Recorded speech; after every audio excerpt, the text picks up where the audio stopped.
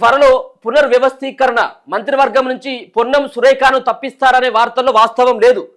నెల రోజుల్లో SC ST BC కమిటీలు బీఆర్ఎస్ది ముగిసిన కథ. కవితతో ఆ పార్టీ కోలుకోలేని దెబ్బ.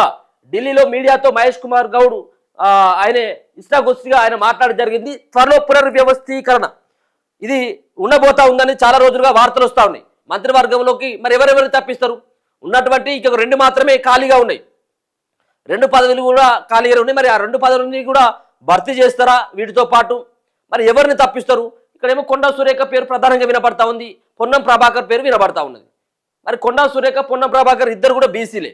మరి ఈ ఇద్దరు బీసీలను తప్పించి ఇంకెవరున్నారు ఆప్షన్స్లో ఎవరున్నారు? ఇక సరే చాలామంది ఉంటారు ఆశావాలు, కాదనట్లేము. కానీ సరే వీళ్ళిద్దరు పార్టీకి సీనియర్గా ఉన్నటువంటి వ్యక్తులు కదా, వీళ్ళని తప్పించేటువంటి సాహసం కాంగ్రెస్ పార్టీ చేస్తుంది. ఇప్పటికిప్పుడు ఒక బీసీలను మళ్ళీ తప్పించి మళ్ళీ ఇంకో ఇద్దరికి ఇచ్చినట్టు అవుతుంది. ఇప్పటికే సురేఖ ప్రభుత్వం పైన చాలా విమర్శలు చేసింది. ఆడ జరుగుతున్నటువంటి అన్యాయాన్ని సైతం కూడా ఎదిరించి ప్రశ్నించింది. అక్కడ ఉన్నటువంటి పొంగులేటి శ్రీనివాసరెడ్డి యొక్క వ్యవహారం కావచ్చు, ఇక్కడ ఉన్నటువంటి వీళ్ళందరూ కూడా, రోహిణ్ రెడ్డి వీళ్ళందరూ కూడా ఆమె బట్టబయలు చేసింది వ్యవహారం అంతా కూడా. సో మరి అది తప్పిస్తారన్నటువంటి వార్తల్లో వాస్తవం లేదు అన్నటువంటి ఒక భావనని మరి మహేష్ గౌడ్ పిసిసి అధ్యక్షుడు అయితే చెప్పిండు. చూడాలి మరి ఏం జరగబోతా ఉందో.